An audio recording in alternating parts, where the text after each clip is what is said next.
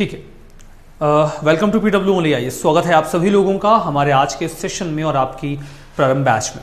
I hope कि आप सब एकदम बढ़िया होंगे और आप सभी लोगों की पढ़ाई लिखाई अभी तक जो हमने करी वो अच्छी चल रही होगी। तो फिर चलिए शुरुआत करते हैं अपने आज के सेशन की।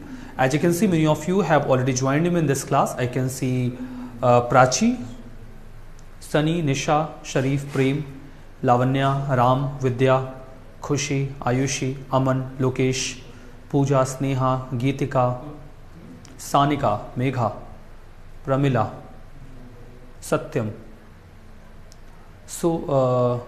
Ankita, you all have joined me in this class. तो चलिए फिर आज के इस सेशन की शुरुआत करते हैं। As it is already planned, आज के इस सेशन से हमारी जो शुरुआत है वो मॉडर्न हिस्ट्री के साथ शुरू होने वाली है। तो आज का जो सेशन होगा वो मॉडर्न हिस्ट्री का होगा। आइए मॉडर्न हिस्ट्री के साथ अपनी आज की इस क्लास की शुरुआत करते हैं।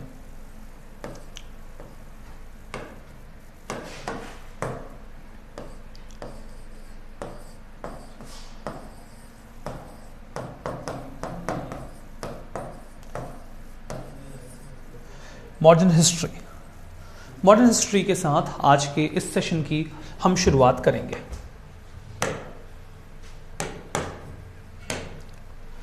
मॉडर्न हिस्ट्री के साथ जो हमारे आज के सेशन की शुरुआत होने वाली है, इसमें आज लिखना है, बिल्कुल आज लिखना है। तो चलिए सबसे पहले एक इंट्रोडक्शन लेते हैं और आपको बताते हैं कि हम कैसे इसको फॉलो करने वाले हैं। सबसे पहले तो हम मॉडर्न हिस्ट्री को कवर कहाँ से कर रहे हैं? सोर्स,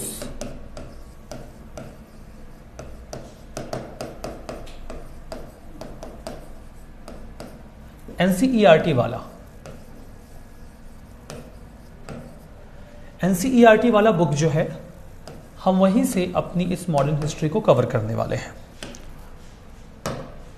और मॉडर्न हिस्ट्री में NCERT वाला में जो चैप्टर 1 है उसका टाइटल क्या है? उसका टाइटल है when, where and how.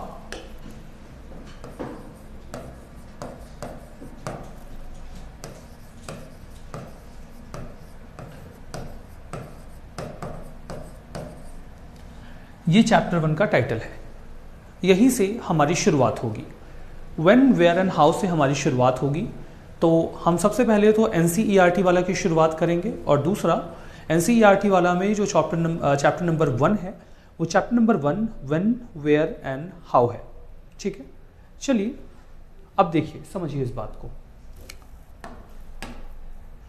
Modern history के बारे में जब हम कुछ बेसिक्स कवर करते हैं तो मॉडर्न हिस्ट्री की जो शुरुआत है वो कैसे होती है? मॉडर्न हिस्ट्री की जो बिगिनिंग है वो मानी जाती है 1498 से।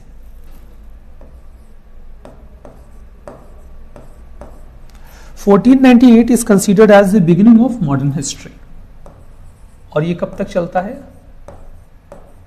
1947 में। 1498 से जो मॉडर्न हिस्ट्री की बिगिनिंग हम यहां पर कंसीडर करते हैं, आप इसे समझो तो 3 हिस्सों में हम डिवाइड करते हैं। इसका जब ये क्लासिफिकेशन आप यहां पे करते हो ना, तो ये ऐसे 3 हिस्सों में डिवाइड होती है मॉडर्न हिस्ट्री। एक डिवीजन तो देखो आपको यहां पर मिलता है, और ये जो डिवीजन है ये 1707 में आता है। 1707 में क्या हुआ था? औरंगजेब की डेथ हुई थी।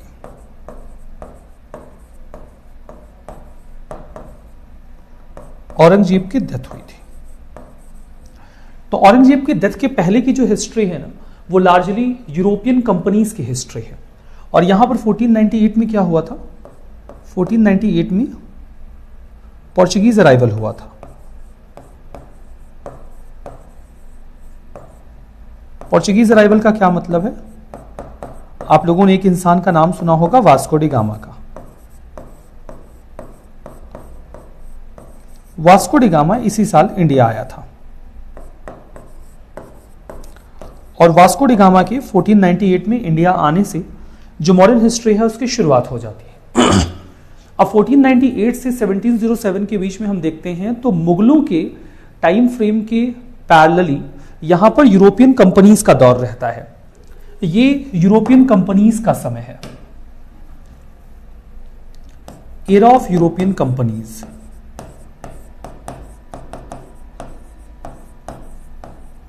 era of European companies as traders। यहां पर यूरोपियन कंपनीज ट्रेडर्स या फिर मर्चेंट्स के तौर पर रूल कर रही हैं। 1707 से जब आप आगे बढ़ते हो ना, तो यहां पर यह कहानी आती है 1857 पर।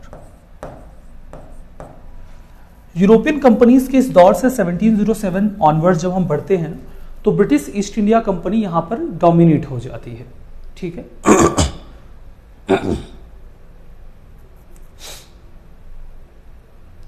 क्या स्क्रीन गायब हो गई है क्या? चैट्स देखिएगा। जब लिख रहे थे तो दिख नहीं रहा था कंटेंट, मैं आपको हटा रहा था। अच्छा, ये चॉइस होती है। ओके, ठीक है। ठीक है, तो ये टेक्नोलॉजिकली किया जा रहा है टीचर का गायब होना, ताकि आप कंटेंट देख सकें। तो इसके लिए आपको परेशान होने की जरूरत नहीं है। There is no lag, everything is fine, just concentrate on your class. तो यहां पर आप देखो, तो ये जो दौर है ना, जो सेकंड फेज यहां पर शुरू होता है, ये सेकंड फेज है ईस्ट इंडिया कंपनी का। यहां पर ईस्ट इंडिया कंपनी आई,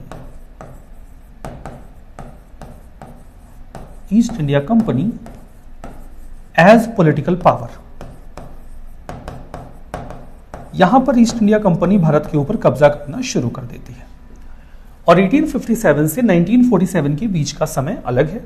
1857 में वी ऑल नो कि एक रिवोल्ट होता है बेटा, और इस रिवोल्ट के बाद सब कुछ बदल जाता है। After this revolt everything changed. After this revolt everything changed. तो ईस्ट इंडिया कंपनी एक पॉलिटिकल पावर के तौर पे यहां पर आई और 1857 में रिवोल्ट हुआ। तो 1857 में जो रिवोल्ट हुआ, उस रिवोल्ट के बाद ईस्ट इंडिया कंपनी जो एक कंपनी के तौर पे इंडिया में आई थी, वो पावर खत्म कर दी गई और ईस्ट इंडिया कंपनी की जगह पर यहां पर किसका रूल आ गया? British government. British government. चूंकि ब्रिटेन में राजा होते हैं और उनको क्राउन कहा जाता है, तो आप इनको क्राउन भी कह सकते हो। Crown directly ruled India. तो यहां पर हमने क्या देखा कि इस फेज में ब्रिटेन को या वहां की सरकार ने इंडिया में डायरेक्टली रूल करना शुरू कर दिया। तो इसको क्राउन्स रूल कहा गया। तो मॉडर्न हिस्ट्री को हम 3 हिस्सों में डिवाइड कर सकते हैं, 1498 से 1707, 1707 से 1857 और 1857 से 1947। इन 3 डिविजन्स के साथ यहां पर हम पूरा ये टॉपिक जो है मॉडर्न हिस्ट्री का, ये शुरू करने वाले हैं। मॉडर्न हिस्ट्री में हम इन फेजेस के बारे में बात करें, यूरोपियन कंपनीज यहां पर आई और उन्होंने कैसे यहां पर अपनी गवर्नेंस को चलाना शुरू किया, उन सभी चीजों के बारे में हम यहां पर डिस्कशन करेंगे। आज का जो हमारा चैप्टर है वो बहुत ही बेसिक बातों के ऊपर बेस्ड है। इन बेसिक बातों में जो हमारा डिस्कशन होने वाला है वो ये है कि सबसे पहले तो हिस्ट्री में टाइम लाइन्स का क्या इंपॉर्टेंस होता है और टाइम लाइन्स हमारी हिस्ट्री को समझने में कितनी मदद करती हैं। हमारा जो टॉपिक है उसमें हम बेसिकली इन मुद्दों के ऊपर डिस्कशन करेंगे। फर्स्ट ऑफ ऑल हम डेट्स और क्रोनोलॉजी की इंपॉर्टेंस समझेंगे इन हिस्ट्री। हम देखेंगे कि कॉलोनियलिज्म का क्या मतलब है। फिर हम देखेंगे कि हिस्ट्री का जो पीरियोडाइजेशन है, हिस्ट्री का जो क्लासिफिकेशन है, वो कैसे किया जाता है। उसके बाद हम देखेंगे हिस्ट्री के सोर्सेस के बारे में और हम देखेंगे कि जो सोर्सेस हिस्ट्री के हमारे पास अवेलेबल हैं उनकी क्या लिमिटेशंस हैं जो हमको फॉलो करनी होती हैं। ठीक है, तो इन सभी पॉइंट्स पर आज हमारा डिस्कशन होगा। So importance of dates in chronology, colonialism, periodisation of history, sources of history and limitations of sources of history. Conclusion, मैंने आपको बताया था कि आज जो हम मॉडर्न हिस्ट्री की शुरुआत कर रहे हैं, मॉडर्न हिस्ट्री की ये जो बिगिनिंग है बेटा, ये हो रही है यहां पर पहले चैप्टर से ऑफ एनसीईआरटी वाला। और एनसीईआरटी वाला का जो पहला चैप्टर है that is when, where and how. When, where and how के साथ हमारी ये पूरी कहानी यहां पर शुरू हो रही है। सबसे पहले जो हमारी बातचीत है वो होगी इंपॉर्टेंस ऑफ डेट्स। सबसे पहले तो हम डेट्स की इंपॉर्टेंस को समझेंगे कि डेट्स हमारी हिस्ट्री के लिए क्यों और कैसे इंपॉर्टेंट है। हिस्ट्री केवल टाइमलाइंस की बात नहीं है। हम देखते हैं during the course of time history में क्या चेंजेस आए हैं। ठीक है, और हम देखते हैं कि पास्ट में चीजें कैसे हुई हैं। ये क्वेश्चंस हमें कई दफा परेशान भी करते हैं, कई दफा हमारे लिए एक अम्यूजमेंट भी क्रिएट करते हैं। ठीक है, आइए सबसे पहला जो टॉपिक है जो हम यहां डिस्कस करने वाले हैं वो है importance of dates. Importance of dates. Dates history में क्यों इंपॉर्टेंट है? History is not just about dates. History केवल डेट्स नहीं है। History is not just about dates. Dates and timelines. History केवल डेट्स और टाइमलाइंस नहीं है। तो अगर हिस्ट्री डेट और टाइमलाइन नहीं है तो हिस्ट्री क्या है? हिस्ट्री चेंज है, change over time. History is change over time. What is this? It is change over time.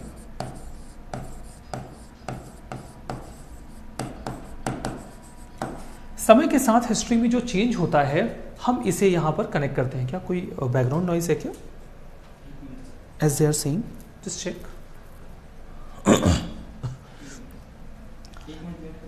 Okay, just wait for a while.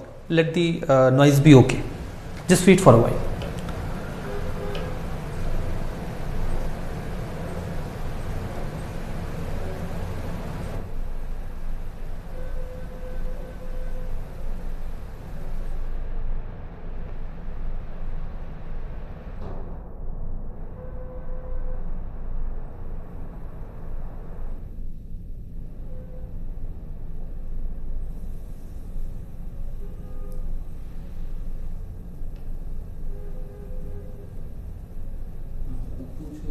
चलो अब बताओ फटाफट कि क्या अभी जो वॉइस है वो सही है?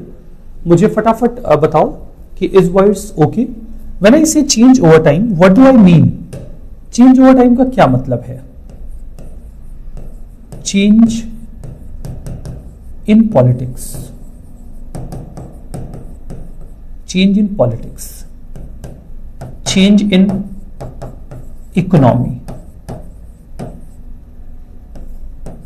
Change in society, change in culture.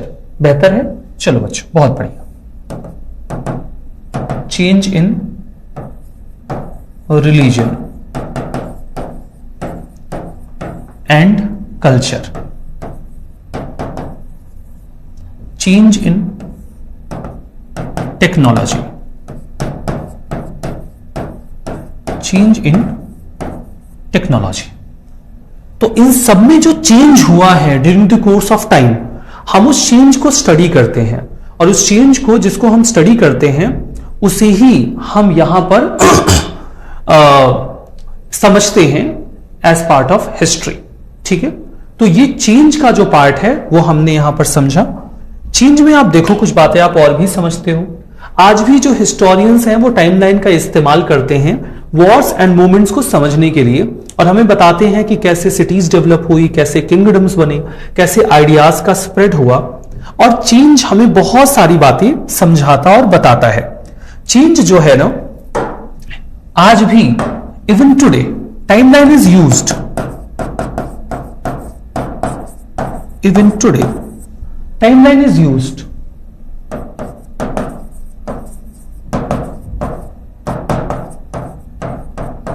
in used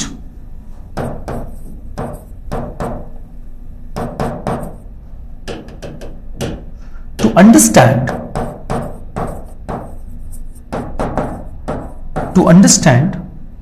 details about wars।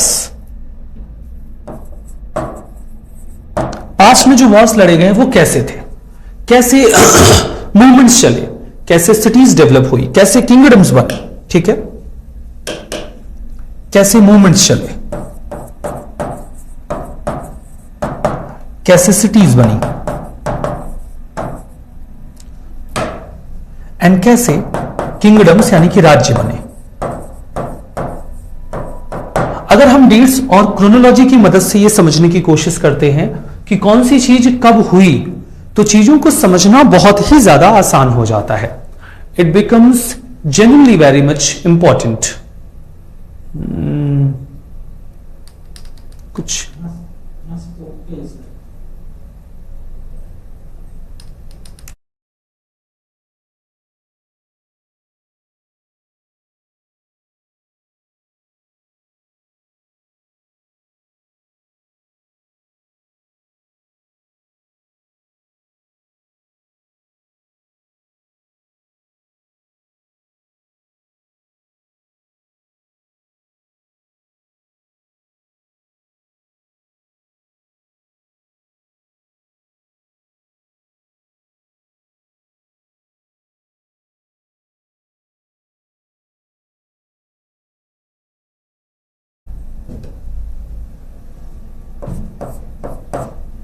ठीक है।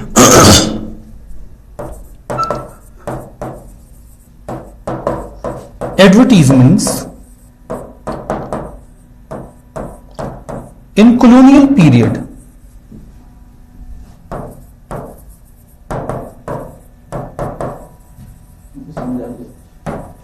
tells us about colonial ideas,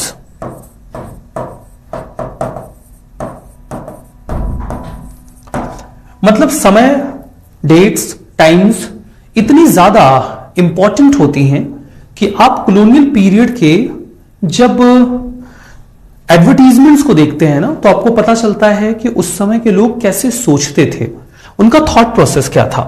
जैसे बेटा आप इस एडवर्टीजमेंट को देखो जो यहां पर आपको दिख रहा है इस साइड में, ये लिप्टन टी का एक एडवर्टीजमेंट है।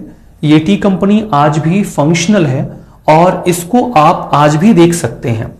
लिप्टन टी का ये जो एडवर्टीजमेंट है ना, इसमें क्वीन विक्टोरिया जो ब्रिटेन की थी, उनके तीसरे बेटे प्रिंस आर्थर को दिखाया गया है।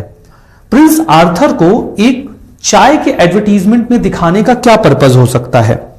चाय के एडवर्टीजमेंट में एक प्रिंस को दिखाने का बेसिक पर्पज ये होता है कि चाय रॉयल फैमिली के लोग हैं जो इस्तेमाल करते हैं। तो अगर आप रॉयल फैमिली को रेस्पेक्ट करते हैं या अगर आप रॉयल फैमिली की तर्ज पर जाना चाहते हैं तो आपको लिप्टन चाय पीनी चाहिए। अब टी कंपनी किस तरीके से इस्तेमाल कर रही है रॉयल फैमिली को एक एडवर्टीजमेंट के पर्पज से, उस चीज को आप यहां क्लियरली देख सकते हैं। ठीक है ना, अब आप इस चीज को समझिए कि डेट्स अपने आप में हिस्ट्री की अंडरस्टैंडिंग को बहुत ही ज्यादा ब्रॉडन कर देते हैं। अब यहां पर एक बात आती है, विच डेट्स। डेट्स का मतलब यहां पर क्या है? डेट्स हिस्ट्री के किसी पार्टिकुलर पॉइंट को समझने में हमारी काफी मदद कर देते हैं और बताते हैं कि कैसे हिस्ट्री में जो चेंजेस हुए हैं वो इतने ज्यादा इंपॉर्टेंट हैं ना। अब हिस्ट्री में जो चेंजेस हुए हैं वो हमारी हिस्ट्री की अंडरस्टैंडिंग को बेटर बनाते हैं। कॉलोनियल पीरियड को अगर हम समझना चाहते हैं तो जो डेट्स होती हैं वो हमें समझने में कॉलोनियल पीरियड को काफी मदद कर देती हैं।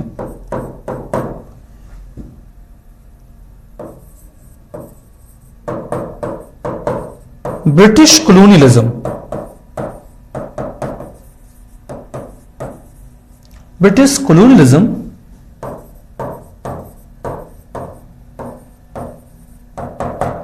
can be easily understood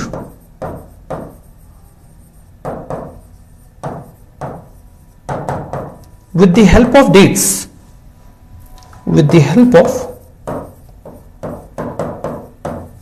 dates। हम ब्रिटिश कॉलोनियलिज्म को डेट्स को इस्तेमाल करके और बेहतर तरीके से समझ सकते हैं। और अगर हमें ब्रिटिश कॉलोनियलिज्म को और बेहतर तरीके से समझना है तो हमें डेट्स का इस्तेमाल करना होगा। तारीखें हिस्ट्री को समझने में मदद करती हैं। समय के साथ जो चेंजेस आए हैं उन्हें भी समझने में मदद मिलती है। लेकिन अभी यहां पर एक सवाल आता है कि अगर हम ब्रिटिश कॉलोनियलिज्म को समझना चाहते हैं तो यहां पर कॉलोनियलिज्म है क्या, जिसे हम समझने की कोशिश डेट्स के थ्रू यहां पर कर रहे हैं। एक बड़ा सवाल आता है कि व्हाट इज कॉलोनियलिज्म। कोलोनियलिज्म का मतलब यह है कि ब्रिटिशर्स जब भी किसी देश में गए, उन्होंने उस देश को जीतने की कोशिश की, वहां पर अपनी अथॉरिटी को स्टैब्लिश करके। उन्होंने ऐसा करके लोकल रूलर्स को हराया और हरा के उनकी इकोनॉमी और सोसाइटी के ऊपर कब्जा कर लिया। उन्होंने वहां से रेवेन्यू कलेक्ट किया, उसी रेवेन्यू से उन्होंने रॉ मटेरियल खरीदा बहुत ही कम प्राइसेस पे, उसे अपने देश में एक्सपोर्ट किया, वहां से रेडीमेड गुड्स को बनाया और रेडीमेड गुड्स को लाकर वहां की उसी की कंट्री में वापस से बेच दिया। इस पूरी प्रैक्टिस को हम कोलोनाइजेशन कहा करते हैं। अब यहां पर देखो, अगर हम हिस्ट्री की मदद से कोलोनाइजेशन को बेहतर तरीके से समझ सकते हैं, तो कोलोनाइजेशन एग्जैक्टली है क्या जिसमें हम इस्तेमाल करते हैं इस पूरी प्रैक्टिस को। What is this colonization? Colonization process है कॉलोनी बनाने का। आपको पता है किसी भी वर्ड के लास्ट में अगर TION लगता है तो वो चीज प्रोसेस होती है। किसी भी वर्ड के लास्ट में अगर TION लगा हो तो वो प्रोसेस है। तो कोलोनाइजेशन क्या है बेटा? कोलोनाइजेशन एक प्रोसेस है। Colonization is a process of making colony, making colony। Colonization बेटा कॉलोनी बनाने का एक प्रोसेस है।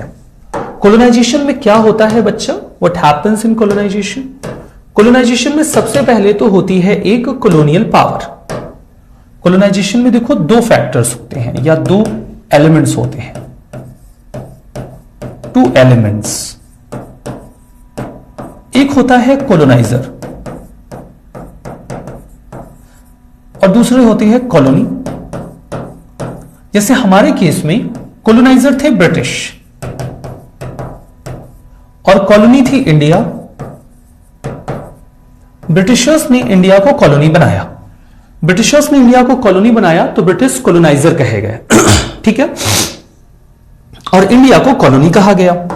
अभी इंडिया अगर कॉलोनी बनी ना, तो इसमें अंग्रेज जब भी गए, ब्रिटिश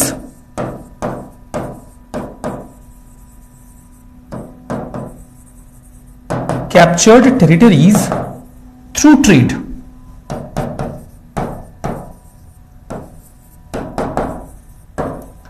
एस्टैब्लिश्ड देयर अथॉरिटी, और उन्होंने उन एरियाज में अपनी अथॉरिटी को एस्टैब्लिश किया।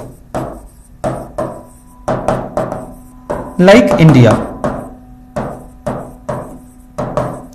and exploited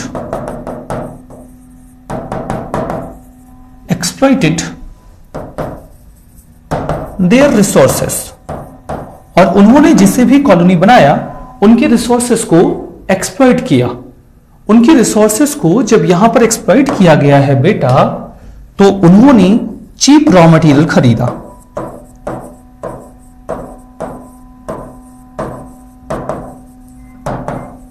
cheap raw material खरीदा, सेंट टू ब्रिटेन, और उसको ब्रिटेन भेज दिया गया। एंड रेडीमेड गुड्स, और रेडीमेड गुड्स को यानी कि बने बनाए सामान को sold in colonies. Readymade goods को उन्होंने कॉलोनीज में बेचा। ठीक है, कोलोनाइजेशन में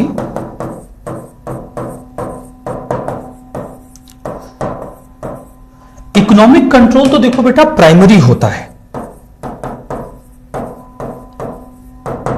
लेकिन केवल इकोनॉमिक कंट्रोल नहीं होता बेटा, यहां पे पॉलिटिकल कंट्रोल भी होता है, सोशल कंट्रोल भी होता है, एंड कल्चरल कंट्रोल भी होता है बेटा। मतलब जब भी कोई कॉलोनी बनाई जाती है ना, तो उसमें उस एरिया को हर तरीके से बच्चा कंट्रोल किया जाता है। So this area is controlled in every way. ठीक है, अब आप यहां पर देखो, ठीक है, कोलोनाइजेशन में बच्चा हर तरीके का कोलोनाइजेशन यहां पर होता है, economic, political, social and cultural. So economic, political, social and cultural, every kind of colonization is done here। ठीक है।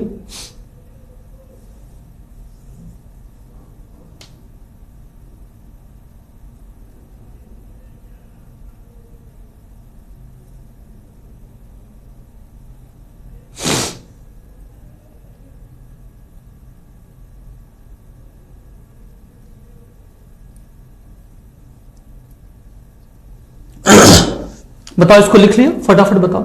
Is it done? लिख लिया?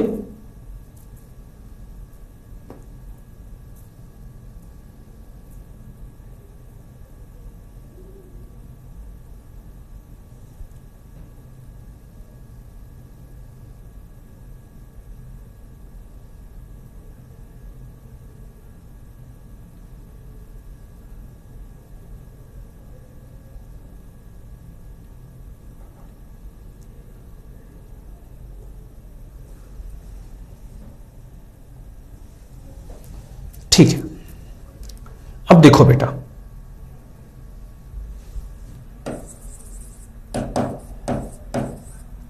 How dates are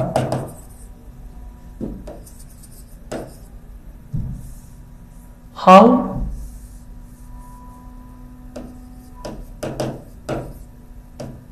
dating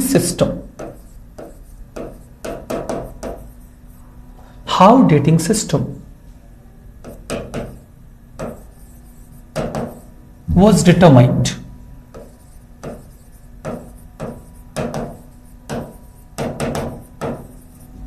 in history. History में डेटिंग सिस्टम को कैसे डिटरमाइन किया गया था? एक कॉन्सेप्ट आता है ईडी वर्सेस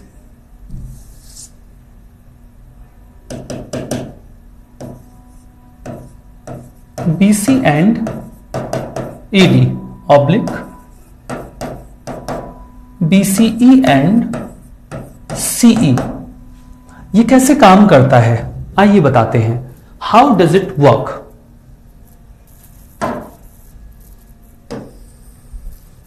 ये है मान लो हमारी पूरी हिस्ट्री।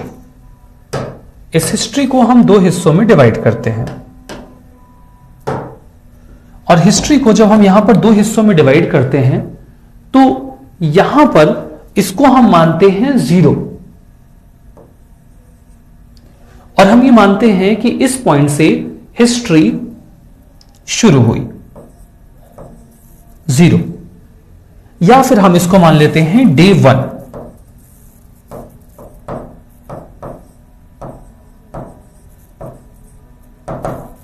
और हम मानते हैं कि हिस्ट्री इसी तारीख से शुरू हुई।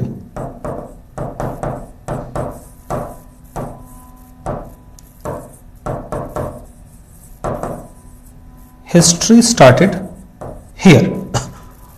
हम इस पॉइंट को डे 1 मान लेते हैं और हम मानते हैं कि जो हिस्ट्री है ना वो इसी तारीख को शुरू हुई।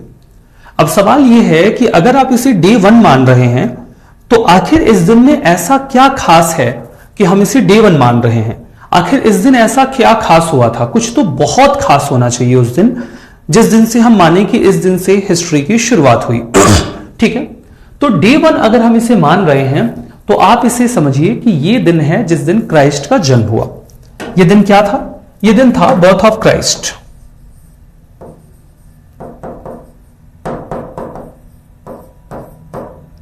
Birth of Christ.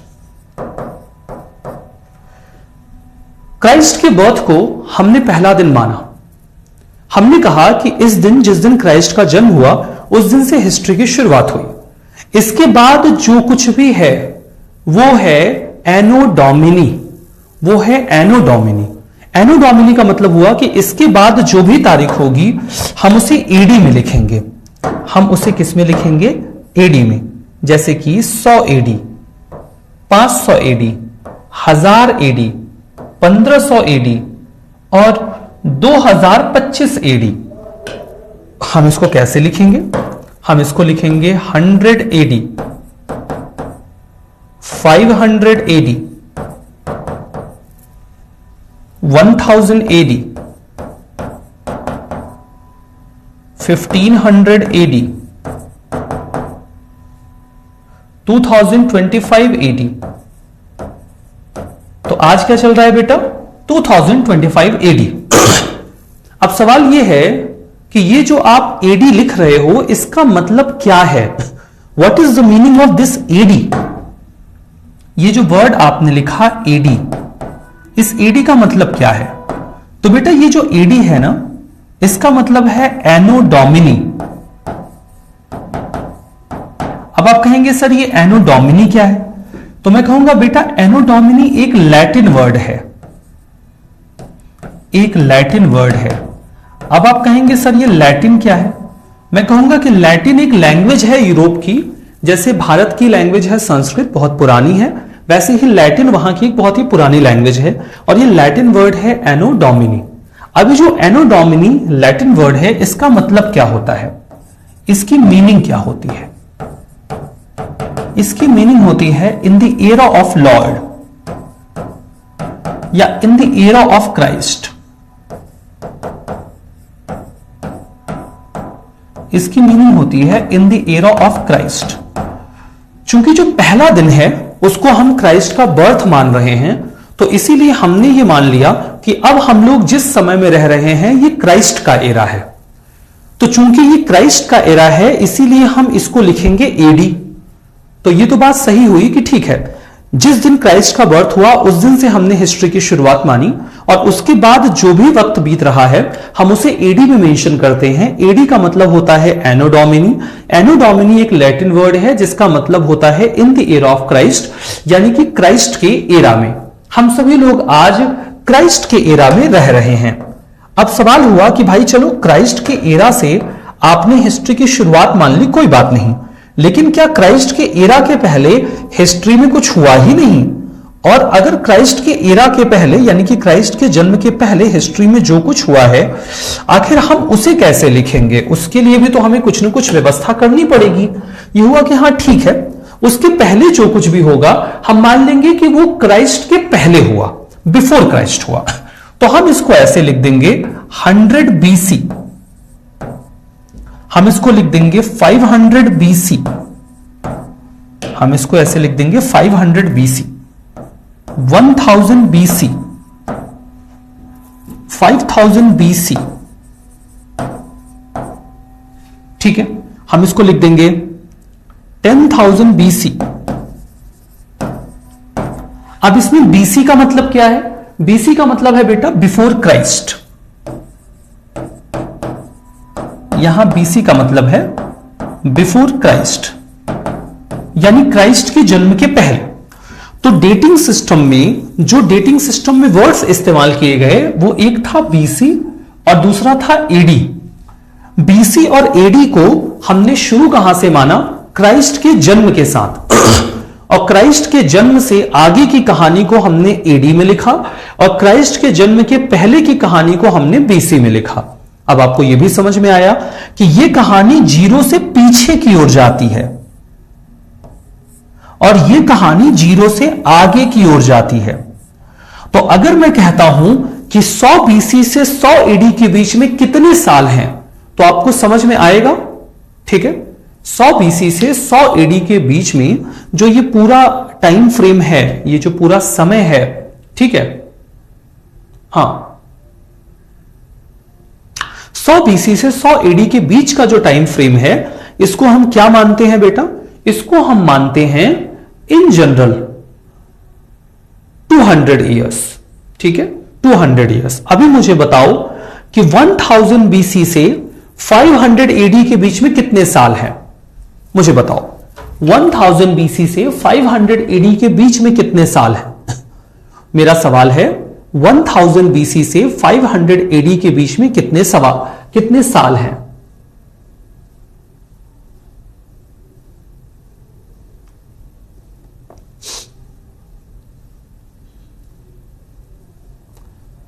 साल।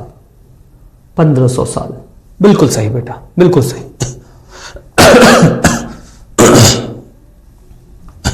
अब क्या होता है बेटा बाद में हुआ ये कि हिस्ट्री राइटिंग में इस बात के ऊपर काफी ज्यादा डिबेट एंड डिस्कशन शुरू हुआ। We started discussing a lot why should we write it like AD. अब आप समझो कि अब लोगों के मन में बाद में सवाल आना शुरू हुआ कि आखिर हम क्राइस्ट के बर्थ को ही डे 1 क्यों मान रहे हैं, हम क्राइस्ट के बर्थ को ही डे 1 क्यों मान रहे हैं। मन में एक सवाल आया बेटा, मन में एक सवाल आया। क्राइस्ट के बर्थ को डे 1 इसलिए माना गया कि पूरी दुनिया को जीता यूरोपियन कंट्रीज ने। हम भी ब्रिटेन की कॉलोनी थे, पाकिस्तान, बांग्लादेश, श्रीलंका सब अंग्रेजों की कॉलोनी थी। ज्यादातर दुनिया के कंट्रीज को यूरोपियंस ने जीता। यूरोप क्रिश्चियन वाले थे, तो उन्होंने जब पूरी दुनिया के इतिहास को लिखा तो उन्होंने डे 1 क्राइस्ट के जन्म को माना और बोला कि हम लोग इन द एरा ऑफ क्राइस्ट रह रहे हैं। लेकिन हमारे मन में सवाल है कि भाई मैं तो क्रिश्चियन नहीं हूं, तो मैं इन द एरा ऑफ क्राइस्ट क्यों रह रहा हूं, मैं इन द एरा ऑफ भगवान शिव क्यों नहीं रह रहा हूं, मैं इन द एरा ऑफ भगवान विष्णु क्यों नहीं रह रहा हूं, मैं इन द एरा ऑफ भगवान श्री कृष्ण भगवान राम क्यों नहीं रह रहा हूं। भाई कोई बच्चा मुसलमान है, वो इन द एरा ऑफ अल्लाह क्यों नहीं रह रहा है। कोई व्यक्ति जो है बुद्ध है, तो वो इन the era of Mahatma Buddha क्यों नहीं रह रहा है। कोई व्यक्ति सिख है, तो वो इन the era of Guru Nanak Dev ji क्यों नहीं रह रहा है। ठीक है, ठीक है। तो ये जो चीज है, ये हमारे मन में सवाल आया, तो हमने कहा कि भाई हम तो एडी नहीं लिखेंगे, हम तो एडी नहीं लिखेंगे। लेकिन प्रॉब्लम ये थी ना कि जब हमने इस एडी पर ऑब्जेक्शन रेज किया कि भाई हम in the era of lord नहीं रह रहे हैं, तो हम एडी क्यों बोले, why should we call it AD, हम इसे एडी क्यों बुलाएं। हमने कहा हम तो एडी नहीं बुलाएंगे। लेकिन प्रॉब्लम यह थी बेटा कि हिस्ट्री की सारी किताबें लिखी जा चुकी हैं। अगर आप रेफरेंस डेट चेंज करोगे ना, तो सारी किताब चेंज हो जाएगी और दुनिया की पूरी इतिहास की किताबों को चेंज कर पाना पॉसिबल नहीं है। मतलब एक बात तो तय रही कि हम रेफरेंस डेट चेंज नहीं कर सकते, रेफरेंस डेट को चेंज करना मुश्किल है। तो हमने ये कहा कि चलो ठीक है, रेफरेंस डेट तो हम यही मान लेते हैं कि चलो क्राइस्ट के जन्म को ही हम रेफरेंस डेट मान लेते हैं, क्योंकि अगर हमने इसके साथ छेड़छाड़ करी तो पूरी इतिहास की किताब बदलनी पड़ जाएगी, जो कि अब हम नहीं कर पाएंगे। तो एक काम करते हैं कि हम इसको बोलेंगे अब आगे से common era, we will call it common era. हम इसे 100 एडी के बजाय 100 सीई लिखेंगे, हम इसको लिखेंगे 500 सीई, हम इसको लिखेंगे 1000 CE, will call it 1500 CE, और ये होगा 2025 सीई। अब ये सीई क्या है, ये सीई है बेटा कॉमन एरा, ये सीई है कॉमन एरा। कॉमन एरा का मतलब होता है कि ये हर रिलीजन वालों के लिए है, इसका किसी रिलीजन से कोई लेना देना नहीं है। तो हमने एडी की बजाय सीई लिखना शुरू किया। अब ये हुआ कि अगर इसको हमने सीई लिख दिया तो भाई ये बीसी क्या हुआ। अब हमने कहा कि ठीक है, इस बीसी को हम बीसीई कर देते हैं, ये बिफोर क्राइस्ट था और अब ये बीसीई बन गया बिफोर कॉमन एरा। बीसीई हो गया बेटा before common era, before common era, और ये हो गया 500 बीसीई, ये हो गया 1000 बीसीई, ये हो गया 5000 बीसीई, ये हो गया 10,000 बीसीई। तो हमने देखा कि जो कॉलोनियल हिस्टोरियन हैं वो बीसी और एडी ये वर्ड लिखना पसंद करते हैं, लेकिन जो मॉडर्न हिस्टोरियंस हैं वो सीई और बीसीई लिखना पसंद करते हैं। हालांकि दोनों का मतलब सेम ही होता है, इसमें कोई फर्क नहीं होता। तो निष्कर्ष क्या निकला बेटा कि BC is equal to BCE, आप दो में से कुछ भी लिख दो कोई फर्क नहीं पड़ता। AD is equal to CE, आप एडी लिख दो चाहे सीई लिख दो, इससे कोई फर्क नहीं पड़ता। पहले बीसी और एडी इस्तेमाल किया जाता था, आज बीसीई और सीई इस्तेमाल किया जाता है। हालांकि चूंकि इतिहास की किताबें पहले से ही लिखी जा चुकी हैं और उसमें एडी और बीसीई या बीसी पहले से ही लिखा जा चुका है, तो हम उसमें कुछ कर नहीं सकते। इसीलिए आप चाहे बीसी लिखो चाहे बीसीई लिखो, उससे किसी को कोई फर्क नहीं पड़ता। आप एडी लिखो चाहे सीई लिखो, इससे किसी को कोई फर्क नहीं पड़ता। बस बीसी और एडी क्रिश्चियन टर्मिनोलॉजी है, जबकि BCE और CE जो हैं ये टर्मिनोलॉजीज रिलीजन न्यूट्रल हैं, जो कि कोई भी इस्तेमाल कर सकता है। सो ये रहा पूरा डेटिंग सिस्टम का segregation. How should we create datings here, ठीक है। ठीक है ना, यहां पर आपने समझ लिया ये सारा मसला, ये BC और BCE का सारा मसला आपने समझ लिया ना। इतना तो क्लियर हो गया, बहुत बढ़िया। बताओ इतना हो गया क्लियर? इज इट क्लियर बेटा?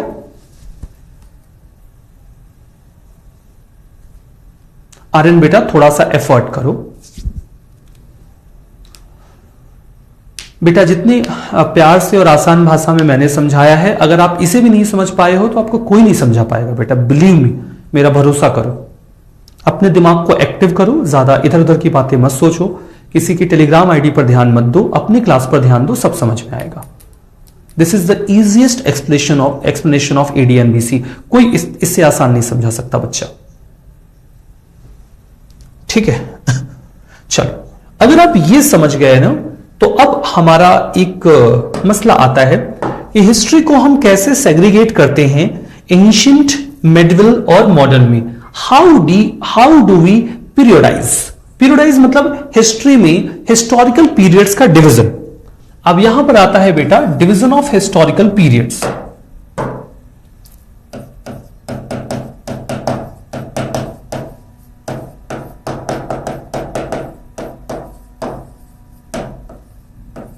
Division of historical periods.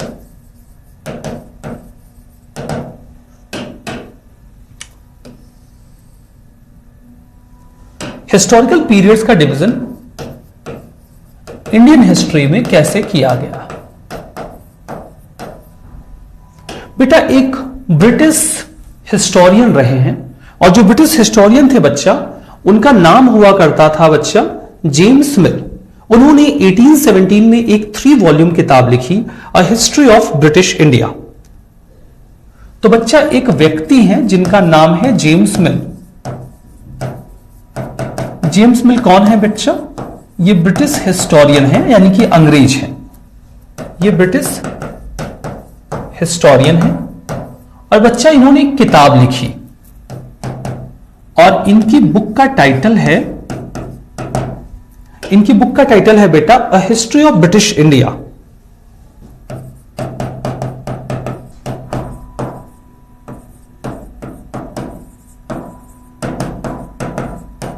इनकी किताब का नाम है बेटा a history of British India.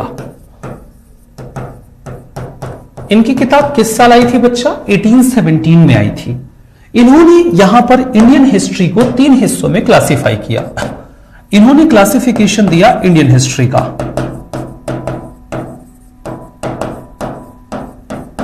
Classification of Indian history.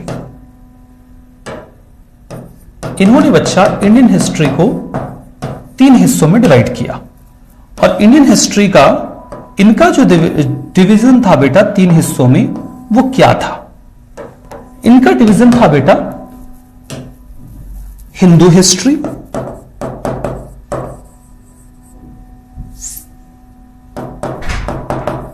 इनका डिवीजन था Hindu history, then Muslim history,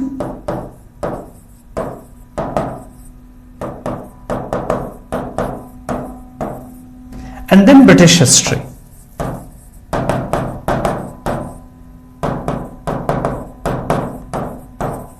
और बच्चा जब हमने इनका ये डिवीजन देखा ना, Hindu history, Muslim history and British history, तो हम बड़ा ऑफेंड हो गए। हमको लगा कि तो बड़ी ऑफेंसिव बात है। पहली बात तो यहां पर इंडियन हिस्टोरियंस ने इसको ऑब्जेक्ट किया। जो इंडियन हिस्टोरियंस थे, इन्होंने कहा ये तो गलत बात है। इन्होंने इसको डिस्कार्ड किया बेटा। इन्होंने कहा ये गलत क्लासिफिकेशन है। उनसे पूछा गया भाई आपको इसमें क्या गलत लगता है? हमने कहा पहली बात तो ये एक रिलीजियस क्लासिफिकेशन है, और किसी एकेडमिक सब्जेक्ट का रिलीजियस क्लासिफिकेशन नहीं किया जाना चाहिए। दूसरा हमने बोला कि अगर तुम रिलीजियस क्लासिफिकेशन ही कर रहे थे तो व्हाई ब्रिटिश हिस्ट्री? ये ब्रिटिश हिस्ट्री क्या होता है? What is this British history? And why not Christian history?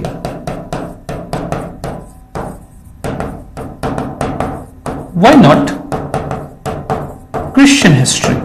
तो जैसे तुमने इसको हिंदू हिस्ट्री कहा, इसको मुस्लिम हिस्ट्री कहा, वैसे ही थोड़ी और बेशर्मी दिखाओ और इसको कहो क्रिश्चियन हिस्ट्री।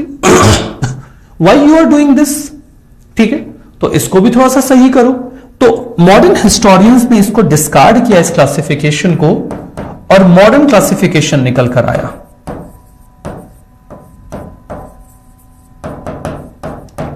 और जो मॉडर्न क्लासिफिकेशन है बेटा, वो क्या निकल कर आया? मॉडर्न क्लासिफिकेशन में हम हिस्ट्री को 3 हिस्सों में डिवाइड करते हैं, और वो है ancient history, medieval history and modern history. वो है बच्चा ancient history, medieval history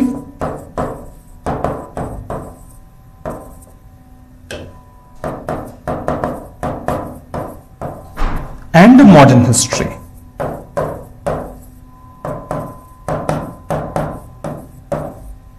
modern history.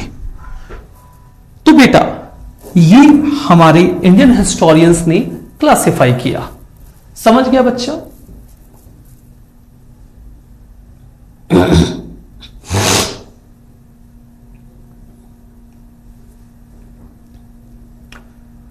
तो हमने जेम्स मिल का जो क्लासिफिकेशन है उससे को डिस्कार्ड किया,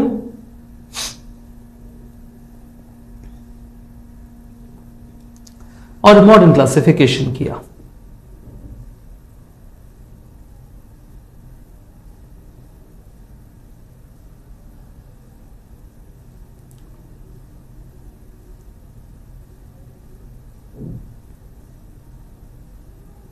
all clear?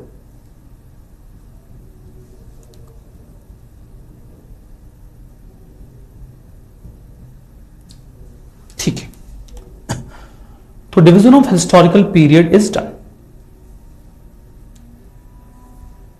Now we will understand about the sources of history. Administrative records, surveys and census. History के बारे में यानी कि मॉडर्न हिस्ट्री के बारे में हमें कैसे पता चलता है? Sources of modern history. Let's discuss about sources of modern history.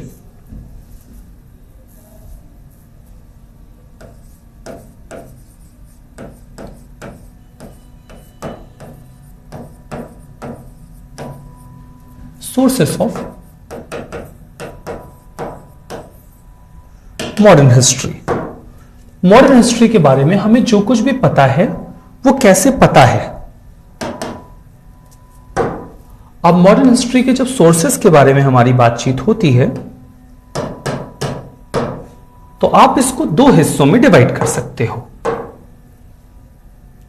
एक हिस्सा होता है जिसको हम कहते हैं administrative records.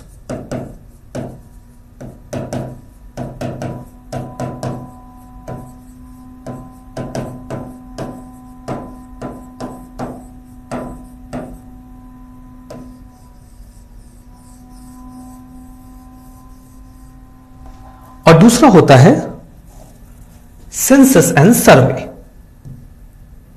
Surveys and census.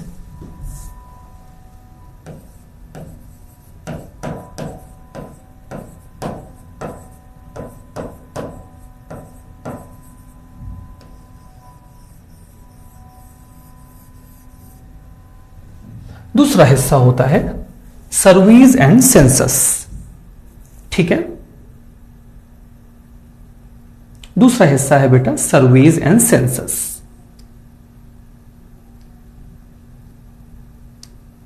आइए समझते हैं.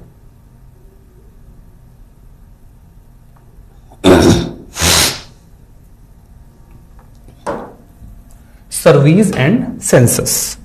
Let's have a look here. Administrative record में हमने क्या समझा? ब्रिटिशर्स को एक्ट ऑफ राइटिंग में बहुत ही ज्यादा बिलीव था। उनका जो भी इंस्ट्रक्शन होता था, प्लान होता था, पॉलिसीज होती थी, एग्रीमेंट्स होते थे, इन्वेस्टिगेशंस होती थी, उसको वो लोग मेमो में नोटिंग्स में और रिपोर्ट्स में लिख देते थे।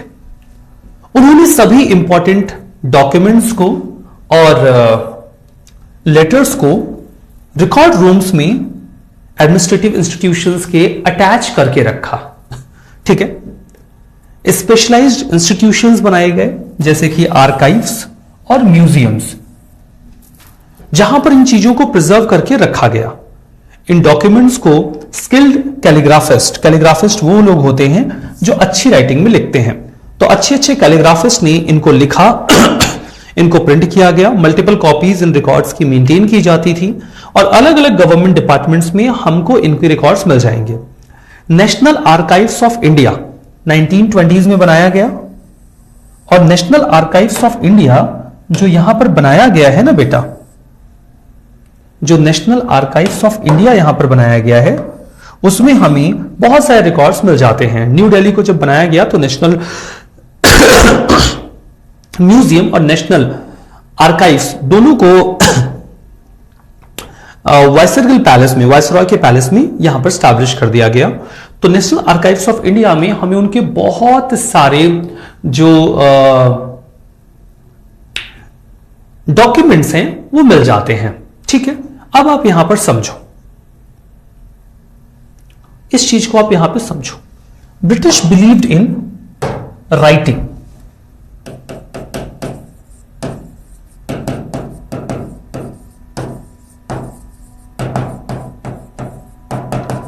British believed in writing and documenting, writing and documentation. So they prepared detailed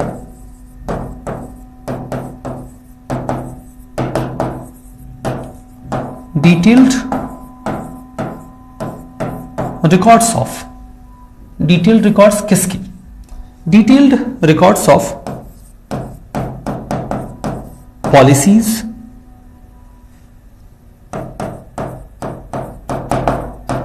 decisions, meetings,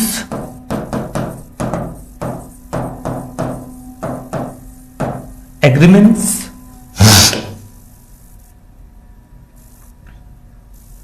investigations,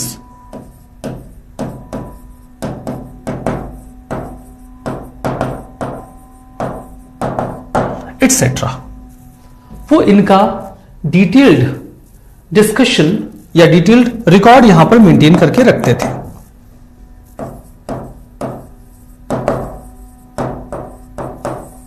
specialised places like archives and museums या libraries built to store these records, to store these records। इसी reference में हमने देखा कि national archive of India 1920s में बनाई गई।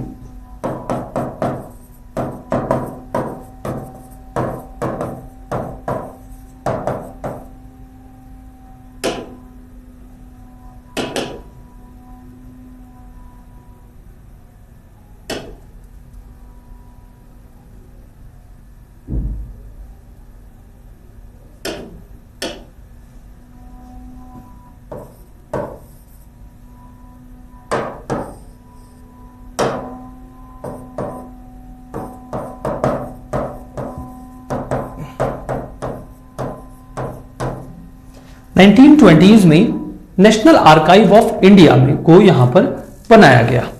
ठीक है। तो ये सब जो रिकॉर्ड्स उन्होंने मेंटेन किए, उन रिकॉर्ड्स के जरिए हमें उस समय के बारे में काफी अच्छी जानकारी मिल जाती है। ठीक है। अब आता है सर्वेज एंड डॉक्यूमेंट्स। कई सारे सर्वे एंड डॉक्यूमेंट्स उन्होंने तैयार किए जो उस समय के बारे में हमें अच्छी जानकारी दे देते हैं। जैसे रेवेन्यू सर्वे, सेंसस, 19 सेंचुरी में जो सेंसस हुए, और बाकी के सर्वेज उस समय की हमें अच्छी जानकारी देते हैं। रेवेन्यू सर्वे,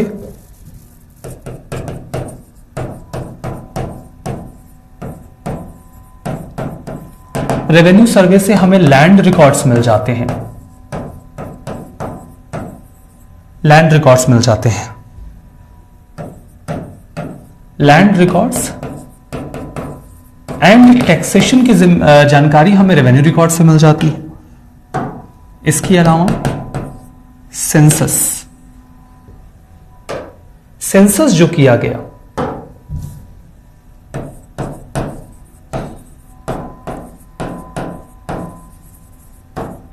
इससे हमें पॉपुलेशन,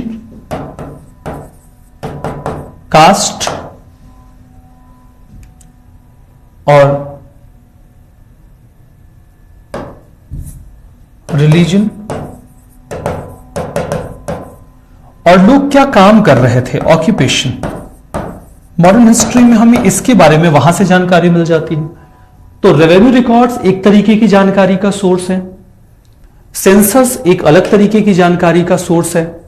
बाकी के सर्वे हैं जैसे कि बोटैनिकल सर्वे है, जूलॉजिकल सर्वे है, आर्कियोलॉजिकल सर्वे है, एंथ्रोपोलॉजिकल सर्वे है, फॉरेस्ट सर्वे है, इन सभी से इन सभी स्पेसिफिक डोमेन्स में जानकारी हमें मिलती है। जैसे अगर मैं अदर सर्वे की बात करूं,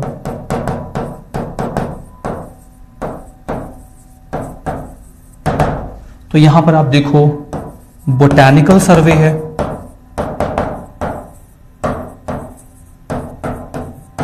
जूलॉजिकल सर्वे है, जूलॉजिकल सर्वे है,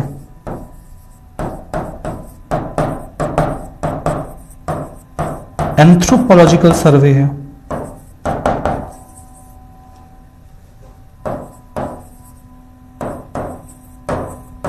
एटसेट्रा। ये सर्वे भी हमें कई तरीके की जानकारी दे देते हैं। ठीक है ना।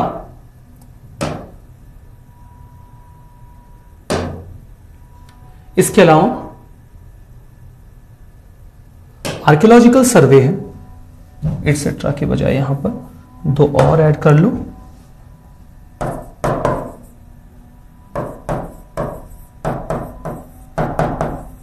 Archaeological survey and forest survey, and forest survey, ये कई तरीके के जो सर्वे हैं वो हमें उस समय की कई सारी जानकारियां दे देते हैं। समझ गए बेटा? तो देखो यहां पर आपको मैंने बताया कि किस तरीके से जो मॉडर्न हिस्ट्री के सोर्सेस हैं वो एडमिनिस्ट्रेटिव रिकॉर्ड्स, सर्वे और सेंसस हैं। मुझे बताओ क्या इतना समझ गए? Please tell me.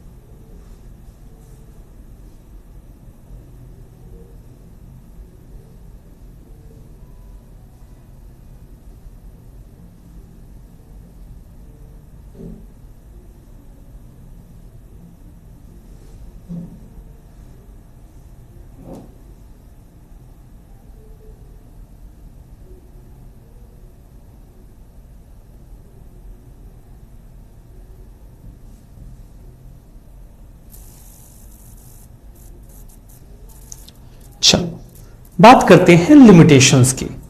Let's discuss about the limitations.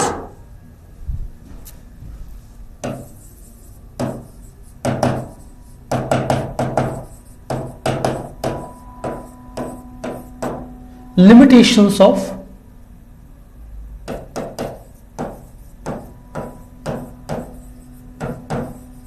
These sources, वो सोर्सेस जिनसे हम मॉडर्न हिस्ट्री के बारे में जानकारी इकट्ठा करते हैं, ये सोर्सेस कई तरीके से हमारी अंडरस्टैंडिंग को लिमिट कर देते हैं।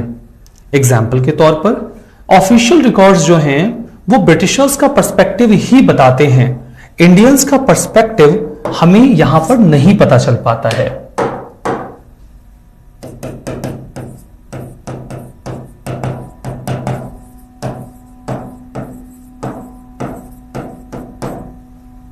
Official records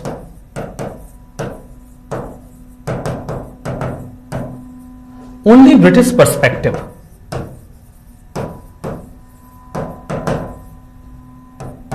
not Indian perspective.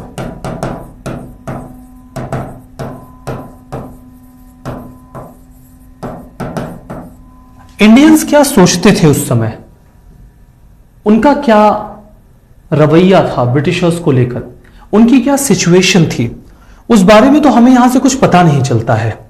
General लोगों की फीलिंग को, उनके जो एक्शंस थे उसके पीछे के रीजंस को पूरी तरीके से इग्नोर कर दिया गया। ठीक है। Feelings of general people,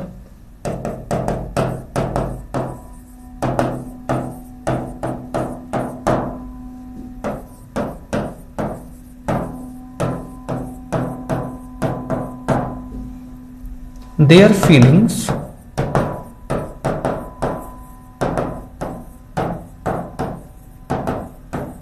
behind their actions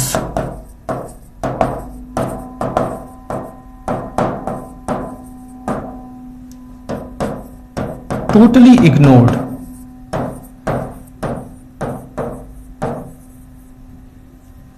Feeling of general people, their feeling behind their action totally ignore. उन्होंने उस चीज को बिल्कुल भी तवज्जो नहीं दी, इंपॉर्टेंस नहीं दी। लोगों का पर्सपेक्टिव अगर हमें समझना है तो हमें लोगों की डायरी, पिलग्रिम्स के अकाउंट्स, ट्रेवलर्स, ऑटोबायोग्राफी जो पर्सनैलिटीज की हैं, popular booklets, printing papers, newspapers, हमें इन चीजों को भी रिकॉर्ड्स में मानना होगा, एक्सेप्ट करना होगा। ठीक है। हमें रियल पिक्चर या रियल पिक्चर कब समझ में आएगी? रियल पिक्चर कब पता चलेगी? जब हम कुछ अनऑफिशियल रिकॉर्ड्स समझेंगे, जब हम यहां पर अनऑफिशियल रिकॉर्ड्स को भी समझने की कोशिश करेंगे। ठीक है।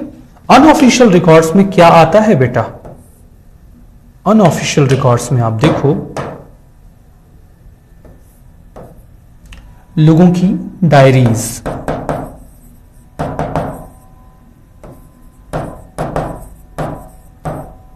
ऑटोबायोग्राफी,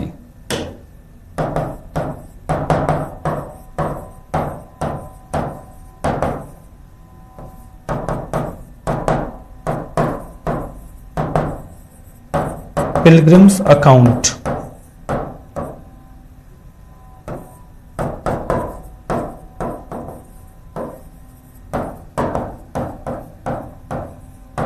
ट्रेवलर्स अकाउंट्स,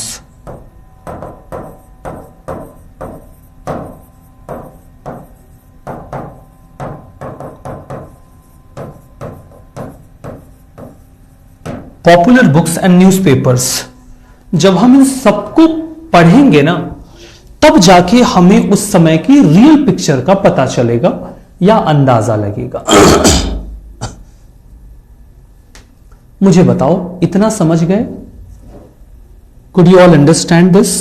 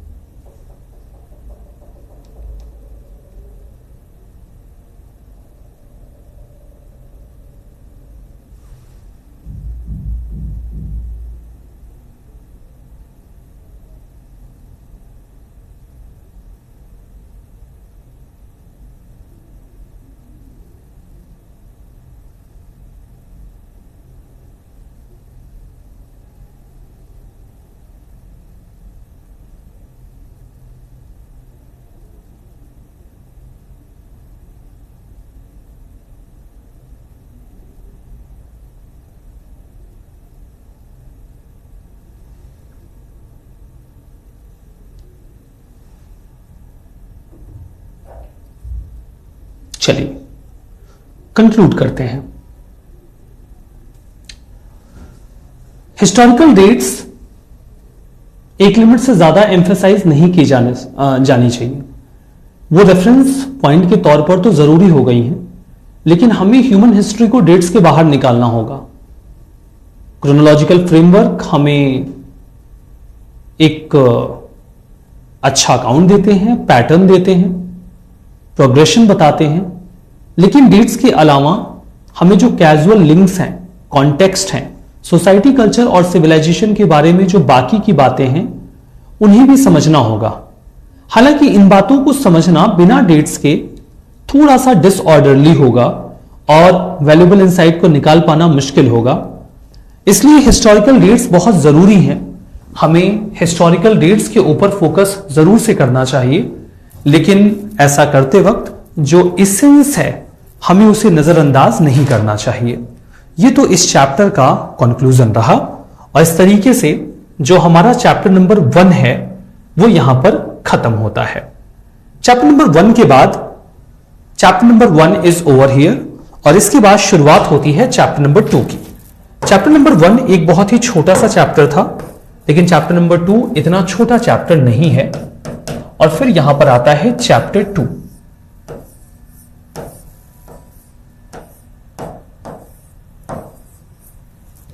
फिर यहां पर आता है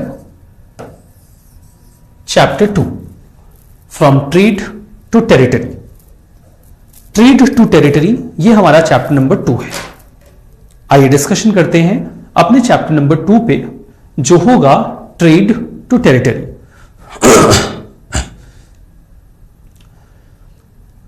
ट्रेड टू टेरिटरी जो हमारा चैप्टर है, डाउट। ठीक है, चलो बेटा डाउट पूछो, ask doubts and I will try to answer your doubts. चलो बेटा डाउट पूछो।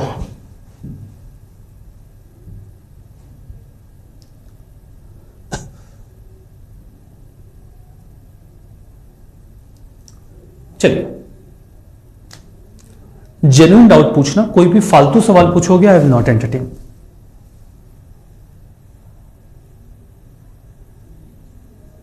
पिलग्रिम्स अकाउंट्स मीन्स जो लोग तीर्थ यात्रा करने जाते थे वो कुछ कुछ लिखते थे रास्ते में, वो जो कुछ भी देखते और समझते थे। आर्काइव मतलब जहां पर किताबों को या जरूरी डॉक्यूमेंट्स को रखा जाता है उस जगह को आर्काइव कहा जाता है।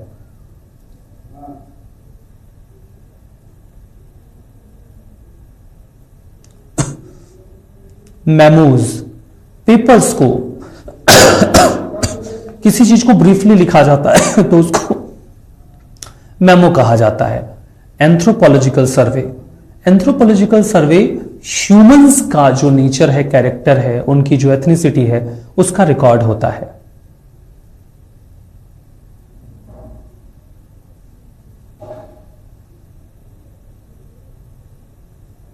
एंथ्रोपोलॉजी का मतलब ह्यूमन साइंस होता है। पॉइंट पूछो बेटा, ऐसे 1 2 3 4 मत करो, वहां लिखा नहीं हुआ है। क्या आर्काइव का मतलब म्यूजियम होता है? नहीं बेटा, आर्काइव का मतलब होता है place where we store documents. Botanical survey बेटा प्लांट्स का डॉक्यूमेंट होता है, डॉक्यूमेंटेशन होता है। लेटर मुगल्स मॉडर्न हिस्ट्री में नहीं है क्या? आते हैं बेटा, ब्रीफ डिस्कशन उनके बारे में जरूर होता है। एनसीईआरटी वाला पढ़ना है? हाँ, एनसीईआरटी वाला पढ़ना है, मैं उसी से पढ़ाऊंगा। सर सिलेबस दिखा दूंगा, हालांकि अभी आप उसको कॉग्निजेंस में ले नहीं पाएंगे। वॉइस, मेरी वॉइस बहुत अच्छी है बेटा, मैं उसकी कोई सर्जरी नहीं करवाऊंगा। How population survey is used, population survey में बताया जाता है बेटा कि किस जगह की क्या पॉपुलेशन डेंसिटी है, वहां पे किस कास्ट के लोग हैं, किस रिलीजन के लोग हैं, वो क्या नौकरियां करते हैं। तो इससे हमें उस समय के बारे में बहुत कुछ पता चल जाता है। रेफरेंस बुक हिस्ट्री के लिए, बेसिक्स के लिए एनसीईआरटी पढ़नी है, मैं एनसीईआरटी वाला फॉलो कर रहा हूं, तो आप भी वही कर सकते हैं। बाकी आप चाहें तो new NCERT for modern history पढ़ सकते हैं। एडवांस जब मैं पढ़ाऊंगा तो मेरे पढ़ाने के अलावा आप स्पेक्ट्रम पढ़ेंगे। नोट्स अलग से बनाना है, बिल्कुल कॉमन सेंस वाली है बात है बेटा, बिल्कुल अलग से बनाना है। एडमिनिस्ट्रेटिव रिकॉर्ड्स फिर से बताओ, ऐसे नहीं चलेगा बेटा। एडमिनिस्ट्रेटिव रिकॉर्ड में क्या नहीं समझ में आया वो पूछो, वो बताऊंगा। सर पेन खत्म हो गया मेरा। बेटा आपकी जिंदगी बची हुई है, दूसरा पेन जो है लेकर आइए और पढ़ाई शुरू करिए। Why did crown advertise? बेटा क्राउन एडवर्टाइज नहीं करते हैं, कंपनी एडवर्टाइज करती है। सर ये स्पेक्ट्रम क्या होता है? स्पेक्ट्रम बेटा जो आप रेडियो फ्रिक्वेंसी वेव्स वगैरह देखते हैं ना, उसमें स्पेक्ट्रम होता है। उस स्पेक्ट्रम को हम खरीदते हैं तब रेडियो वेव्स चलती हैं। फालतू सवाल, किताब का नाम है spectrum. Sir are you feeling well? I am very well बेटा। हाँ पिछले 2 दिनों से मेरी तबीयत जरूर थोड़ी खराब थी, बट अभी मेरी तबीयत ठीक है। सर वर्ल्ड हिस्ट्री से कितने क्वेश्चंस आते हैं? बेटा कभी 1 क्वेश्चन आता है, कभी 2 आता है, उससे ज्यादा नहीं आता है। कॉलोनी क्या होती है बेटा? एक गुलाम देश को कॉलोनी बुलाया जाता है बेटा। आप भी गुलाम थे, इसलिए आप भी कॉलोनी थे। सर आप किस स्टेट से बिलोंग करते हैं? बेटा मैं यूनाइटेड स्टेट से बिलोंग करता हूं। इंडियन पर्सपेक्टिव लिमिटेशन में क्या है बेटा? बेटा अंग्रेजों ने जब बातें लिखी तो उन्होंने अपने हिसाब से लिखी। उन्होंने हमारी बातें, हमारे थॉट प्रोसेस को वहां पर मेंशन नहीं किया। टाइमिंग यही रहेगा सर? हाँ जी बेटा टाइमिंग यही रहेगा, 7:30 to 9 परफेक्ट टाइम है। कारण यह है क्योंकि 7 o'clock पर मैं क्लास से फ्री होता हूं। So it is very comfortable for me to start your class from 7:30 onwards. Dutch, Danes, French, बहुत अच्छी बात है बेटा। खाना नहीं खाते हैं आप? बेटा मैं बहुत खाना खाता हूं, आप भी खाया करिए, दिमाग चलेगा और फालतू सवाल आप नहीं पूछेंगे।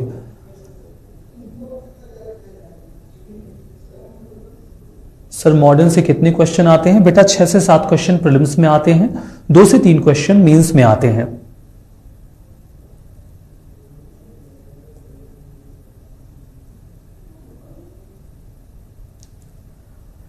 सर समराइज कर दो, रिपीट कर दो, फिर से बता दो, ये सब नहीं चलेगा बेटा। जो बात समझ में नहीं आई वो पूछिए, वो मैं आपको जवाब देता हूं।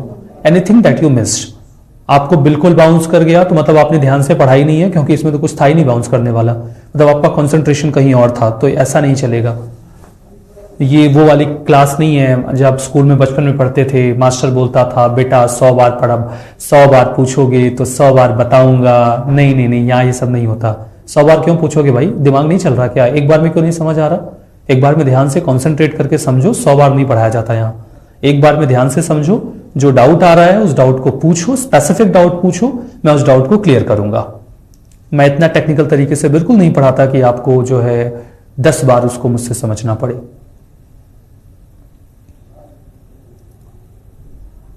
All understood.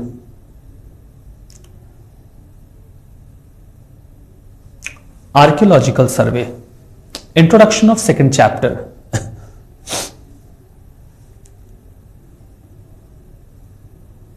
Sir why do you ignore silly comments? Just block कर दीजिए उनको। हाँ जी बेटा आप बिल्कुल सही कह रहे हो। सर जो आप पढ़ा रहे हैं वो यूपीएससी के लिए इनफ है? नहीं बेटा वो यूपीएससी के लिए इनफ नहीं है, क्योंकि बेटा अभी मैं एनसीईआरटी पढ़ा रहा हूं। जब मैं एडवांस भी पढ़ा दूंगा तब वो इनफ हो जाएगा।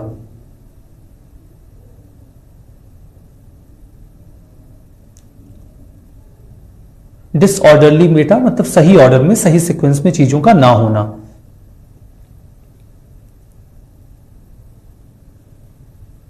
इसके साथ और कौन सा सब्जेक्ट शुरू होगा वो तो बेटा आप मुझे बताइए। सर लेक्चर नंबर 1 हो गया? हाँ जी बेटा लेक्चर नंबर 1 नहीं हुआ है, लेक्चर नंबर 1 हमारा यही है।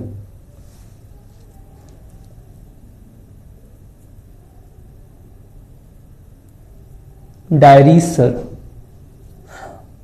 बताओ भाई, इनको बताओ डायरी क्या होती है। एडवांस की क्लास कब से होगी? अगले सेमेस्टर में होगी बेटा। कोलोनाइजेशन एक बार फिर से बता दीजिए। कोलोनाइजेशन बेटा किसी भी देश को गुलाम बनाने का एक प्रोसेस है, जैसे अंग्रेजों ने हमें गुलाम बनाया।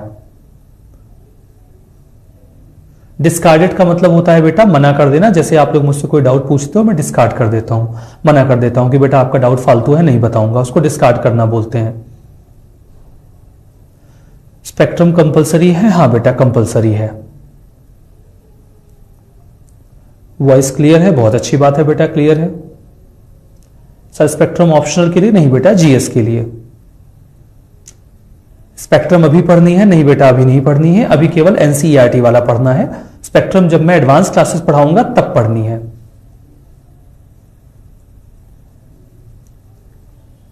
What is archaeology? बेटा जब किसी चीज को, जमीन को एक्सकेवेट करके वहां से कोई चीज मिलती है, उसे स्टडी करते हैं तो उसे आर्कियोलॉजी कहा जाता है। जमीन के नीचे जो भी सैंपल्स होते हैं उन्हें आर्कियोलॉजी कहा जाता है।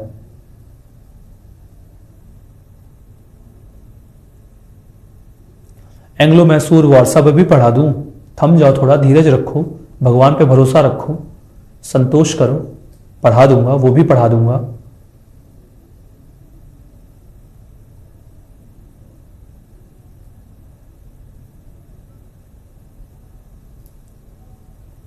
Sir why are you so young? बेटा मेरे खानदान में मेरे दादाजी एक बहुत स्पेशल जड़ी बूटी देकर गए थे, हम वही खाते हैं, इसी वजह से हम यंग हैं। मैं 80 साल का हूं बेटा, बस यंग दिखता हूं। आपको भी वो जड़ी बूटी पार्सल करवा दूंगा, आप भी खा लेना। Let's move on. Anita move on आप करो बेटा, आपको ज्यादा जरूरी है मूव ऑन करने की, आप पिछली चीजों में फंस गए हो। मूव ऑन करो और अगले चैप्टर की ओर आगे बढ़ेंगे, ठीक है। अनऑफिशियल डॉक्यूमेंट्स आर वैल्यूड, भले ही वैल्यूड ना हो, वो आपको अच्छा अकाउंट जरूर बता देते हैं। चलिए, बहुत डाउट हो गया, इत्मीनान से बैठ के डाउट ले लिया है तो रोज हल्ला नहीं करेंगे डाउट का, ठीक है। इतना आलती पालती मार के हमने बैठ के कभी डाउट लिया नहीं है, तो डाउट हमने बहुत सारा ले लिया। चलो शुरुआत करते हैं अपने सब्जेक्ट की। आज एक इंट्रोडक्शन देता हूं आपको, ठीक है। Let's have an introduction of chapter number 2। Chapter number 2 का इंट्रोडक्शन देता हूं, from trade to territory. From trade to territory का मतलब क्या है? फ्रॉम ट्रेड टू टेरिटरी, आइए इसका मतलब समझते हैं। सबसे पहले तो इस टॉपिक को सबसे पहले मैं इंट्रोड्यूस करता हूं। ट्रेड टू टेरिटरी का मतलब क्या है? Chapter 2 from trade to territory.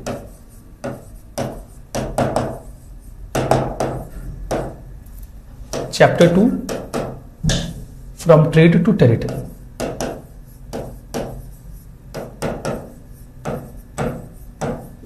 From trade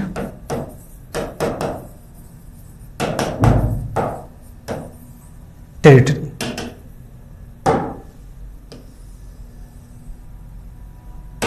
बेटा ये कहानी है ईस्ट इंडिया कंपनी की। This is the story of East India company. This is the story of East India company.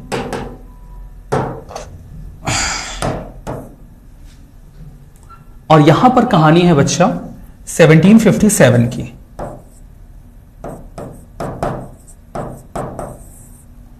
क्या हुआ था 1757 में? 1757 में हुआ था बेटा बैटल ऑफ प्लासी।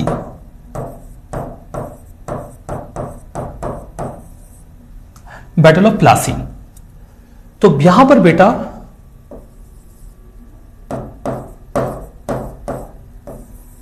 फोर्टीन 1498 में इंडिया में पोर्चुगीज आए।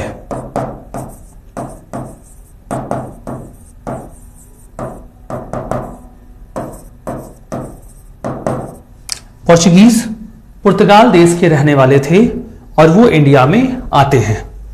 तो पोर्चुगीज जो पुर्तगाल के रहने वाले थे, इंडिया में आए थे। उसी के बाद देखो 1608 में 1600 में ब्रिटिश ईस्ट इंडिया कंपनी बनी।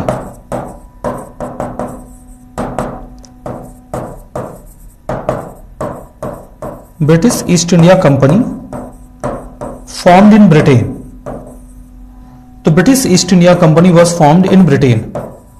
तो बेटा ब्रिटेन में ईस्ट इंडिया कंपनी का फॉर्मेशन हुआ, समझ गए। और 1608 में ये कंपनी इंडिया आई।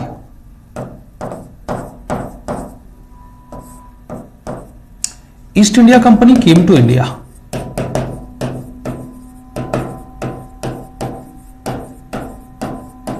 कंपनी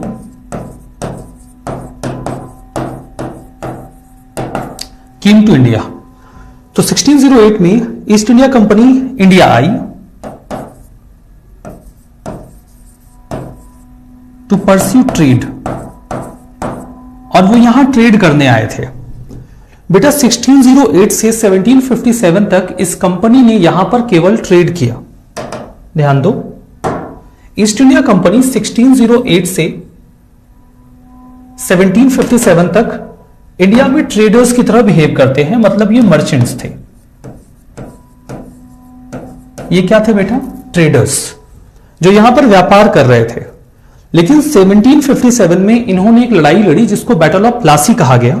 ये लड़ाई इन्होंने लड़ी थी टू एक्वायर टेरिटरी, ताकि वो इंडिया पर कब्जा कर सके, to acquire territory.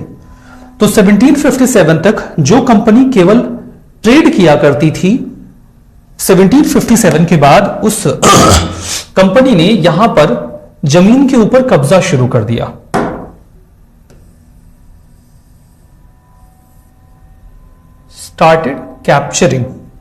started acquiring territory, started capturing territory। उन्होंने क्या किया बेटा? started capturing territory. तो वो कंपनी जो 1757 तक महज ट्रेडर हुआ करती थी, 1757 के बाद उन्होंने लड़ाइयां लड़नी शुरू कर दी ताकि वो इंडिया में टेरिटरी कब्जा सके। ठीक है, उनको सक्सेस मिली? हां मिली। 1764 में उन्होंने बैटल ऑफ बक्सर लड़ा। उन्होंने बैटल ऑफ बक्सर लड़ा और ये लड़ने के बाद इन्होंने बंगाल कब्जा लिया, कैप्चर्ड बंगाल। इन्होंने बेटा यहां पे बंगाल कब्जा लिया। बैटल ऑफ बक्सर लड़के इन्होंने यहां पे बंगाल कब्जा लिया। सिमिलरली बेटा 1799 में इन्होंने मैसूर को डिफीट किया, डिफीटेड मैसूर, और मैसूर कब्जा लिया, कैप्चर्ड मैसूर। बेटा 1718 में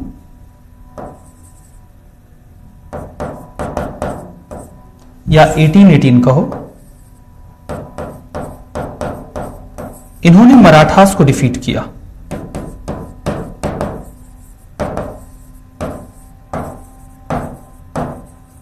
defeated Marathas and captured Poona, और पूना कब्जा लिया जो मराठास का सेंटर था। तो देख रहे हो बेटा, देख रहे हो यहीं पर ये वो कंपनी है, दिस इज द कंपनी जो यहां पर ट्रेड करने आई थी। और ट्रेड करने से ये 1757 तक तो ट्रेडर ही रहे, लेकिन 1757 के बाद कैसे ये ट्रेडर्स से टेरिटरी कब्जाने वाली पावर बन गए। तो ये जो चैप्टर है ना बेटा, वो यही कहानी बताता है कि एक कंपनी जो इंडिया में ट्रेड करने आई थी वो कैसे टेरिटरी कब्जाने लगी। इसीलिए देखो इस चैप्टर का नाम क्या है? इस चैप्टर का नाम है फ्रॉम ट्रेड टू टेरिटरी। मतलब वो कंपनी जो एक ट्रेडर के तौर पर आई थी वो कैसे यहां पर टेरिटरी कब्जाने लगी। 1757 तक ये मर्चेंट यानी कि ट्रेडर की तरह रहे, लेकिन 1757 के बाद इन्होंने यहां पर टेरिटरी को कब्जाना शुरू किया। 1757 में प्लासी लड़ा, 64 में बक्सर लड़के बंगाल कब्जा लिया, 1799 में मैसूर डिफीट करके मैसूर कब्जा लिया, 1818 में मराठास को डिफीट करके पूना कब्जा लिया। Now you know how this transition happened. Trade करने वाली कंपनी टेरिटरी कब्जाने लग गई। इस चैप्टर में जो कहानी है वो यही है बेटा, ट्रेड करने वाली कंपनी कैसे टेरिटरी कब्जाने लग जाती है। सो T2T कहानी है, ट्रेड टू टेरिटरी की कहानी है। इसी कहानी को हम इस चैप्टर में बेटा पढ़ेंगे, समझेंगे, जानेंगे कि ट्रेड करने वाली कंपनी कैसे एक टेरिटरी कब्जाने वाली कंपनी बन गई। क्या आपको यह कहानी समझ आई? क्या आपको एक इंट्रोडक्शन समझ में आया? आप समझेंगे एक कहानी जहां पे व्यापार करने वाली कंपनी जमीन कब्जाने वाली कंपनी में कन्वर्ट हो गई। और इस कहानी को ही हम इस पूरे चैप्टर में नरेट करेंगे, समझेंगे। How a company from trading power to become a territorial power. समझ गए बेटा? इस कहानी को आप चाहो तो यहां पर समझ सकते हो। यह स्टोरी शुरू होती है last powerful Mughal ruler Aurangzeb की डेथ के साथ 1707 में। जब ये हारते हैं तो हमने देखा कि कई सारे छोटे छोटे किंगडम्स यहां पर आजाद हो गए। मुगल कैपिटल इनफेक्टिव हो गई और 18वीं सेंचुरी तक इंडिया कई सारे टुकड़ों में, हिस्सों में डिवाइड हो गया। रॉयल चार्टर 1600 में क्वीन एलिजाबेथ वन ने दिया ईस्ट इंडिया कंपनी को और वो इंडिया आ गई। इंग्लैंड में यह भी कहा गया कि ईस्ट इंडिया कंपनी जब इंडिया आ रही है तो कोई और यूरोपियन पावर ब्रिटेन से इंडिया नहीं आएगी। ईस्ट इंडिया कंपनी भारत में आकर चीजें खरीद सकती थी, बेच सकती थी और कोई भी कंपनी वहां से नहीं आने वाली थी। यूरोप जो इस तरीके से डिवाइडेड था, वहां से ब्रिटेन इंडिया आया। चार्टर ने किसी और यूरोपियन पावर को प्रोहिबिट नहीं किया, मतलब भले ही ब्रिटिशर्स ब्रिटेन से किसी और कंपनी को नहीं आने देंगे, लेकिन बाकी देशों से कंपनियां आएंगी, जैसे पोर्चुगीज, डच और फ्रेंच। हमने देखा कि वो यहां पर कॉटन और सिल्क लेकर जाते थे, पेपर, क्लोव, कार्डामन और सिनेमन, ये सब मसाले हैं बेटा। इन मसालों को ये लोग इंडिया से लेकर जाते थे, ट्रेड करते थे। फियर्स कंपटीशन होता था इन कंपनीज के बीच में।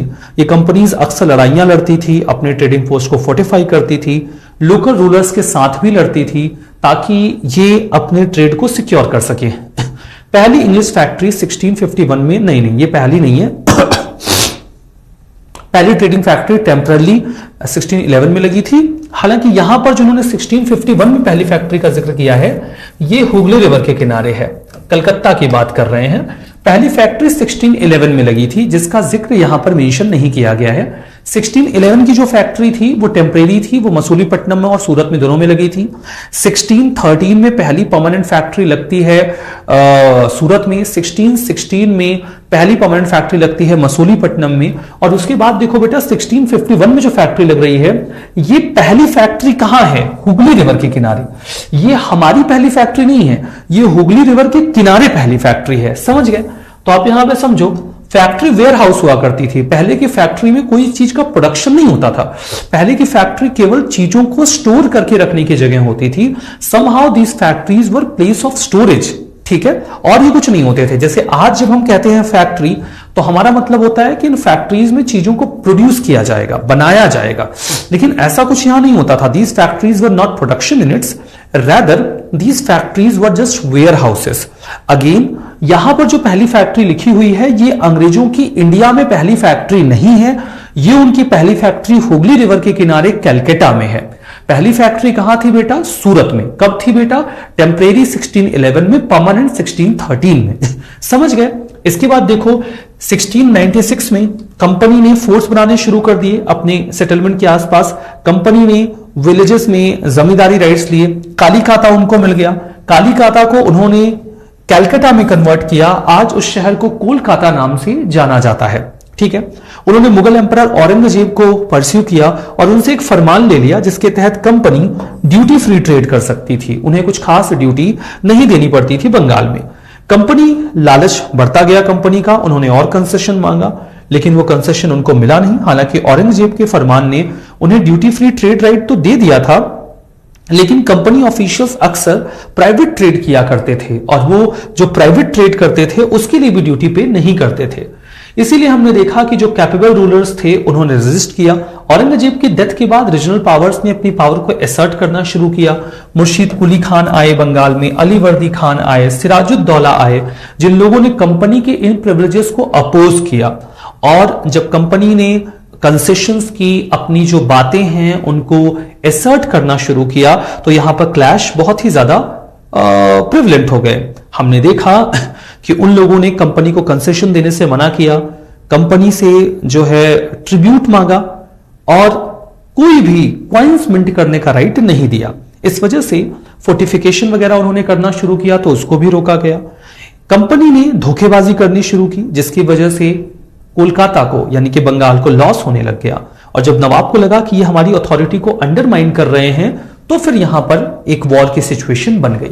ये नोट करना है, कल इसको फिर से पढ़ाऊंगा बेटा, अभी बस इसका एक ओवरव्यू दे रहा हूं, कल I will repeat this. Company का स्टैंड क्या था? कंपनी ने डिफेंड किया अपनी अनजस्ट डिमांड को, यह कहते हुए कि वो तो केवल ट्रेड कर रहे हैं और ट्रेड कभी फ्लरिश होगा जब ड्यूटीज को रिमूव किया जाएगा। उन्होंने ये कहा कि उनके सेटलमेंट्स इनलार्ज होने चाहिए, वो गांव खरीदना चाहते थे, फोर्ट्स बनाना चाहते थे। 18th सेंचुरी में डिस्प्यूट्स बढ़ने लगे और फिर यहीं पर एक बहुत ही हिस्टोरिकल बैटल ऑफ प्लासी होती है। बैटल ऑफ प्लासी के होने के पीछे क्या रीजंस रिस्पॉन्सिबल थे, हम इस बारे में कल जरूर से बात करेंगे। उसके बाद हम देखेंगे कि कलकत्ता कैसे ढह जाता है, सिराजुद्दौला को कैसे उनके कमांडर्स धोखा देते हैं, वो मारे जाते हैं। फिर मीर जाफर पावर में आता है, पपेट नवाब बनता है 64 में। फिर बक्सर की लड़ाई होती है बेटा। बक्सर की लड़ाई के बाद हमने देखा कि 1765 में मुगल एम्पायर ने बंगाल, बिहार, उड़ीसा की दीवानी उनको दे दी बच्चा। फिर कंपनी ऑफिशियल्स किस तरीके से नवाब कहे जाते थे, वो इतना रिच ट्रेड करते थे, उनके पास इतना ज्यादा पैसा होता था। इंडियन कंपनी 1757 से 1857 के बीच में डायरेक्ट मिलिट्री अटैक्स करने की बजाय हमने देखा कि वैरायटी ऑफ तरीके अपनाती है, पॉलिटिकल, इकोनॉमिक और डिप्लोमेटिक, और इसका इस्तेमाल करके वो एरियाज को एनेक्स करते हैं। एनेक्स करने के लिए वो रेसिडेंट इंडियन स्टेट्स में बिठाते हैं। 1764 में वो बैटल ऑफ बक्सर के बाद एक रेसिडेंट अपना बिठाते हैं अवध में, और रेसिडेंट जो होते थे कंपनी के वो अक्सर इंटरफेयर किया करते थे इंटरनल अफेयर्स में। फिर यही रेसिडेंट बिठाने का सिस्टम सब्सिडरी अलायंस में आ गया। सब्सिडरी अलायंस के बाद हमने देखा कि रिचर्ड वेलेस्ली गवर्नर जनरल हुआ करते थे 1798 से 1805 में। उन्होंने अवध को सब्सिडरी अलायंस में लिया। हैदराबाद को भी ऐसे ही फोर्स किया गया। ईस्ट इंडिया कंपनी ने डायरेक्ट मिलिट्री एक्शंस लेने भी शुरू किए। उन्होंने एंग्लो मैसूर वॉर लड़ा, और मैसूर वॉर के बाद फिर हमने क्या देखा बेटा, इस वॉर का रिजल्ट क्या हुआ। फिर हम एंग्लो मैसूर वॉर के बाद पॉलिटिकल स्ट्रक्चर कैसे चेंज हो गया। फिर हम बाकी के मराठा वॉर्स देखेंगे, डॉक्ट्रिन ऑफ लैप्स देखेंगे, फिर कंपनी की आर्मी वगैरह देखेंगे। तो इस चैप्टर पर जो हमारी बातचीत होगी बच्चा, वो नेक्स्ट सेशन में होगी। तो चैप्टर नंबर 1 हमने यहां पे कर लिया है। चैप्टर नंबर 2 को मैंने यहां पर सिर्फ इंट्रोड्यूस किया है, और यहां पर जो हमारा डिस्कशन हो रहा है, जो यहां पर हमारा डिस्कशन होगा वो कल होगा। कल मैं आपको पूरी कहानी बहुत अच्छे से एक्सप्लेन करूंगा, समझाऊंगा। इस सेकंड चैप्टर की स्टोरी भी आपको बहुत बढ़िया तरीके से समझ में आ जाएगी। तो सेकंड चैप्टर की जो स्टोरी है वो आप बहुत अच्छे से समझ जाओगे। उस स्टोरी को मैं नेक्स्ट सेशन में एक्सप्लेन करूंगा। तो आज का हमारा सेशन यहां पे समाप्त होता है। आपसे मिलेंगे नेक्स्ट सेशन में। तब तक ध्यान रखिए, बढ़िया तरीके से पढ़ाई करिए। जितना लिखवाया है केवल उतना लिखिए। धीमे धीमे प्यार से पढ़ाऊंगा। मॉडर्न हिस्ट्री में आपको मजा आएगा। प्लीज मुझे डिस्टर्ब मत करिएगा। मैं आपको मॉडर्न हिस्ट्री बहुत प्यार से, बहुत अच्छे से पढ़ाऊंगा। ठीक है। सो चलिए बेटा, thank you very much to you all. Thank you very much.